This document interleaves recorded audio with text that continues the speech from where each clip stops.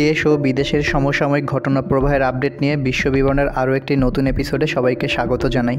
বিশ্ব বিবরণের আজকের আপডেট, সাবেক গভর্নর আব্দুর রব তালুকদারের যত কুকীর্তি ফাঁস।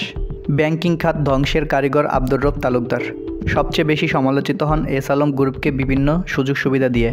নামে বেনামে এস আলম গ্রুপকে হাজার হাজার কোটি টাকা ঋণ দিতে তিনি সহায়তা করেছেন বলে অভিযোগ। এই সুযোগ নিয়ে এস আলমেই দেশ থেকে লাখ কোটি টাকার উপরে অর্থ পাচার করেছেন। এছাড়া অনিয়ম ও ঋণ জালিয়াতির কারণে দুর্বল হয়ে পড়া এস আলমের ব্যাংকগুলোকে নগদ সহায়তা দিয়ে টিকিয়ে রেখেছিল কেন্দ্রীয় ব্যাংক। এমনকি এই গ্রুপের 7টি ব্যাংক কেন্দ্রীয় ব্যাংকে চলতি হিসাব ঋণাত্মক রেখেও গভর্নরের বিশেষ ক্ষমতার ব্যবহারে বিনা বাধায় লেনদেন করত।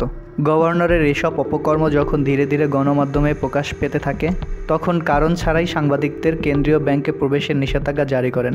চলতি বছর এপ্রিল মাসে হঠাৎই বাংলাদেশ ব্যাংকে সাংবাদিকদের প্রবেশে অলিখিত নিষেধাজ্ঞা দেন গভর্নর। এক ব্যাংক কর্মকর্তা বলেন, সাবেক গভর্নর আব্দুর রব তালুকদার ছিলেন এস আলম গ্রুপের কাছের মানুষ। তার নিয়োগের পেছনে এস আলম গ্রুপের বড় প্রভাব ছিল। নিয়োগ পেয়ে এস আলম গ্রুপকে হেন কোনো অবৈধ সুবিধা নেই যা আব্দুর রব দেননি। কেন্দ্রীয় ব্যাংকের কর্মকর্তাদের অভিযোগ, বিগত কয়েক বছরের যোগ্যতার ভিত্তিতে পদোন্নতি হয়েছে হাতে গোনা।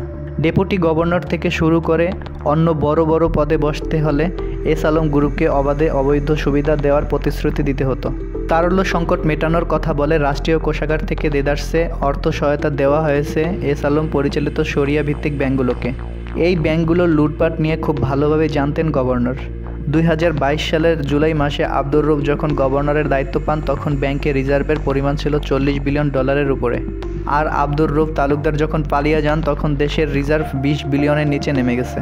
শুধু বাংলাদেশ ব্যাংকই অনিয়মে জড়াননি আব্দুর রব তালুকদার। এর আগে অর্থ মন্ত্রণালয়ে অর্থ বিভাগের সচিব থাকাকালেও কুকীর্তির নজির রেখেছেন। সরকারি চাকরিজীবীদের পেনশন পদ্ধতির সবকিছুর উলটপালট করে দিয়ে বিশৃঙ্খল সৃষ্টি করে রেখে এসেছেন।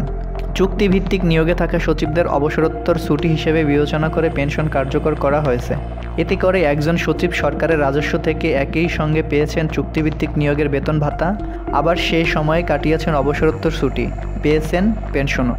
2019 সালের 28 July Bangladesh infrastructure finance fund লিমিটেডের প্রধান নির্বাহী কর্মকর্তা এইচ আলম ফরমানুল ইসলামকে অন্যায়ভাবে ও জোরপূর্বক পদত্যাগপত্রে সই করিয়ে অফিস থেকে সোজা বাসায় চলে যাওয়ার নির্দেশ দেন তখনকার অর্থ সচিব আব্দুর রব তালুকদার। আব্দুর রব তালুকদার কতটা দাম্ভিক ছিলেন তা তার কথাই স্পষ্ট। ফরমানুল ইসলাম অফিস থেকে চলে আসার সময় আব্দুর রব তালুকদার তাকে উদ্দেশ্য করে বলতে থাকেন, জেলে তাকে যেতেই হবে, এই এখলাস তুমি ইসলামকে জানাও। আজ এ পর্যন্তই। দেশ ও বিদেশের এমন নিত্য নতুন আপডেট পেতে চ্যানেলটি সাবস্ক্রাইব করে পাশে থাকুন। সবাইকে অসংখ্য ধন্যবাদ ভিডিওটি শেষ পর্যন্ত দেখার জন্য। দেখা হবে পরবর্তী কোনো ভিডিওতে। সে পর্যন্ত সবাই ভালো থাকুন।